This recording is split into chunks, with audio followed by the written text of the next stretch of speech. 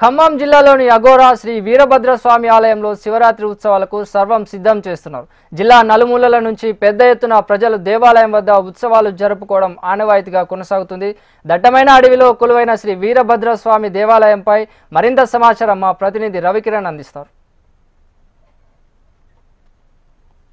చాలా ప్రాచీన దేవాలయాలు అయితే ఇంకా కనుమరుగవుతున్న సిచ్యువేషన్ ఉంది. ప్రస్తుతం మనం ఉన్నటువంటి దట్టమైన అరణ్యంలో ఉన్నటువంటి ఏదైతే పల్లెలబాయి జాతర జరిగే దేవాలయం ఉందో వీరభద్రస్వామి దేవాలయం, ఇదంతా పెద్ద ఎత్తున గిరిజన ప్రజలు కావచ్చు, స్థానికంగా ఉన్నటువంటి గ్రామీణ ప్రాంతాల్లో ప్రజలు కావచ్చు ఈ దేవాలయానికి ప్రత్యేకంగా వచ్చి జాతరలో కూడా పాల్గొంటారు. అసలు ఈ దేవాలయం యొక్క చరిత్ర ఏందో మనతో మాట్లాడింది ఇక్కడ ఉన్న అయ్యగారు ఉన్నారు. స్వామి చెప్పండి, అసలు ఈ దేవాలయం యొక్క చరిత్ర ఏంది?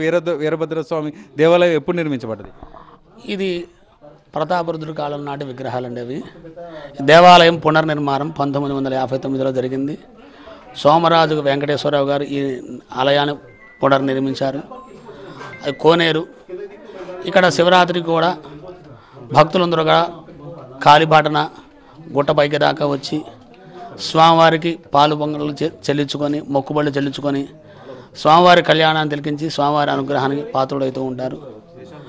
భక్తులందరూ కూడా అధిక వ్యయ ప్రయాసాలు కూర్చి మరి ఇక్కడ సుమారుగా ఊరు కింద భాగం నుంచి 6 కిలోమీటర్ల దాకా నడిచి పైకి వస్తూ ఉంటారు. అందరూ కూడా హరహర మహాదేవ అనుకుంటూ వీరభద్ర అనుకుంటూ వస్తూ ఉంటారండి. ఇది చాలా చూడదక్కని ప్రదేశం. భక్తులందరూ కూడా ఈ శివరాత్రికి కళ్యాణం జరుగుతూ ఉంటుంది.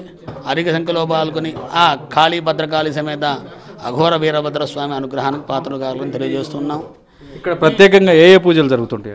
శివరాత్రికి అభిషేకాలు, వీరభద్రస్వామికి పార్వతీ పరమేశ్వరుల కళ్యాణం జరుగుతూ ఉంటుందండి. అది కోనేరు విశేషం. ఇంత భూమిపై నుండి 600 మీటర్ల పైభాగంలో నీరు ఉంటుంది. ఆ కోనేరు ఎప్పుడు కూడా ఎండిపోదండి. ఆ కోనేరు చాలా విశేషమైనది. ఈ చుట్టుపక్కల ప్రాంతాల వాళ్ళందరూ కూడా ఆ కోనేటి నీటిని తీసుకెళ్ళి పంట పొలాలకి పురుగు పట్టినప్పుడు ఆ నీటిని చల్లుకుంటే ఆ చీడ అనేది వదిలిపోతుందని బాగా ప్రశస్తి. ఆ కోనేరుకి అంత విశేషం ఉంటుంది. ఎక్కడెక్కడి నుంచి వస్తారండి ప్రజలు? ఈ చుట్టూ కల్లూరు మండలం నుంచి, ఇటు ములకలపల్లి మండలం నుంచి, భద్రాచలం సైడ్ నుంచి, చండ్రగొండ మండలం నుంచి, కల్లూరు మండలం, పెనుబల్లి, ఖమ్మం నుంచి, అటు సైడ్ మహారాష్ట్ర సైడ్ నుంచి కూడా కొంతమంది వస్తూ ఉంటారండి. ఈ దేవాలయానికి ఇక్కడ ఉన్నటువంటి జంతువులు కావచ్చు, అవి కూడా వస్తుంటాయా? అవి చాలా తక్కువగా వస్తూ ఉంటాయండి. కాకపోతే భక్తులకి ఎప్పుడైతే ఇంత మటుకు కూడా నాకు తెలిసి మా పూర్వం నుంచి మా తాతలు చేస్తున్నారు, మా నాన్నగారు ప్రధానంగా చేస్తున్నారు. అప్పుడు కానీ ఇప్పటికి కానీ మాకు ఎప్పుడు కూడా ఎటువంటి ఇబ్బంది లేదు దేవుడి దయ వల్ల.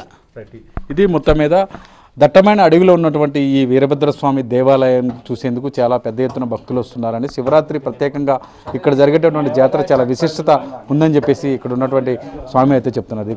ఇది ఇక్కడ ఉన్న పరిస్థితి. వీడియో జర్నలిస్ట్ గణేష్తో కిరణ్, ఖమ్మం జిల్లా నుండి.